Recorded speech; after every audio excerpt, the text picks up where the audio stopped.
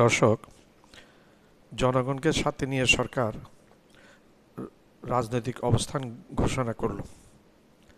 সরকার বলল, পরাজিত শক্তির মদতে এবং বিদেশি ষড়যন্ত্রের অংশ হিসেবে সরকারকে দায়িত্ব পালনে ব্যর্থ করলে, সরকারকে দায়িত্ব পালন করতে না দিলে তখন সরকার সব কিছু জনগণকে জানিয়ে দিবে এবং পরবর্তী সিদ্ধান্ত গ্রহণ করবে জনগণকে সাথে নিয়ে। সরকার কিন্তু সিদ্ধান্ত নিয়েছে জনগণকে অবহিত করবে এবং পরবর্তী সিদ্ধান্ত গ্রহণ করবে। এখানে সরকার পরাজিত শক্তি বলতে আওয়ামী লীগকে বোঝাচ্ছে এবং বিদেশি ষড়যন্ত্রকারী দেশ হিসেবে ভারতকে বোঝাচ্ছে, এ ব্যাপারে নো ডাউট। এনসিসি বা ছাত্র নেতৃবৃন্দ আগে বিচার চাচ্ছে হত্যাকাণ্ডের আওয়ামী লীগের, এরপরে সংস্কার, এরপরে নির্বাচন চাচ্ছে। জামাতও আগে বিচার চাচ্ছে, এরপরে সংস্কার, এরপরে নির্বাচন চাচ্ছে। দেশের মানুষের চাহিদাও আগে বিচার, এরপরে সংস্কার, এরপরে নির্বাচন।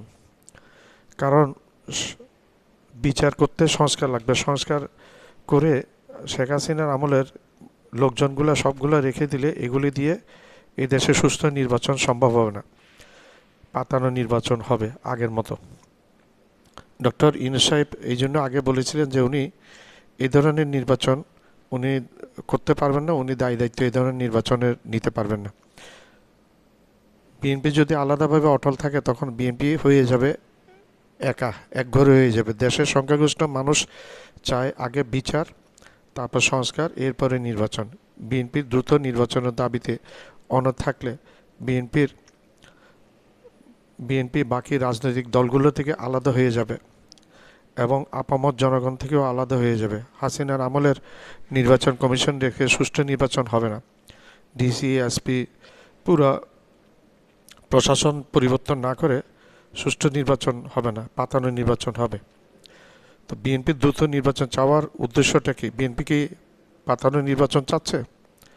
আগের প্রশাসন দিয়ে ওইভাবে জেনাতনা করে নির্বাচন চাচ্ছে? সেনাবাহিনীও দ্রুত নির্বাচন চাচ্ছে, ভারতও বলছে দ্রুত নির্বাচন দিতে হবে, বিএনপিও বলছে ডিসেম্বরের ভিতরে নির্বাচন। এখন আবার শুনলাম ডিসেম্বরের আগে দেওয়া যাবে। তাইলে ভারত, বিএনপি এবং সেনাবাহিনী তিনজনের কথা একরকম হচ্ছে। জামাত কিন্তু বলছে আগে বিচার, সংস্কার, এরপরে নির্বাচন। ছাত্ররা বলছে, এনসিসিও বলছে আগে বিচার, নির্বাচন, আগে বিচার, তারপর হচ্ছে সংস্কার, এরপরে নির্বাচন। ছাত্ররা বলছে সংস্কার এবং বিচার এবং সংস্কারের আগে কোনো নির্বাচন তারা হতে দিবে না। এখন দেখা যাক বিএনপি কি তাদের বিরুদ্ধে গিয়ে টিকে থাকতে পারবে কিনা। কারণ পুরো দেশ তখন সম্ভবত বিএনপির বিপক্ষে চলে যাবে, মানুষ আপামর জনসাধারণের বিপক্ষে বিএনপি চলে যাচ্ছে, তখন পুরো দেশেই বিএনপির বিপক্ষে চলে যাবে। ডক্টর ইউনূস স্যার পদত্যাগ করে চলে যাক, এটা বাংলাদেশের মানুষ, মেজরিটি মানুষ এটা চাচ্ছে না। মেজরিটি মানুষ চাচ্ছে ডক্টর ইউনূস সাহেব প্রধান উপদেষ্টা হিসেবে থাক। বর্তমানে অনেক জরিপে আমরা দেখলাম, অনেক আমরা মেজরিটি মানুষ চাচ্ছে ডক্টর ইউনূস সাহেব যেভাবে চালাচ্ছে এভাবে চলুক এবং উনি যেন পদত্যাগ না করে। আসসালামু আলাইকুম। আমার ভিডিওটা আপনারা লাইক করবেন, শেয়ার করবেন, সাবস্ক্রাইব করবেন। সাবস্ক্রাইব করতে ভুলবেন না। সাবস্ক্রাইব করলে হবে যে কি, আমি উত্তর নতুন ভিডিও আপনাদের সামনে নিয়ে হাজির হতে পারবো এবং অনুপ্রাণিত হব। অনুপ্রেরণার একটা বড় জিনিস আপনারাই হচ্ছেন আমাদের অনুপ্রেরণা।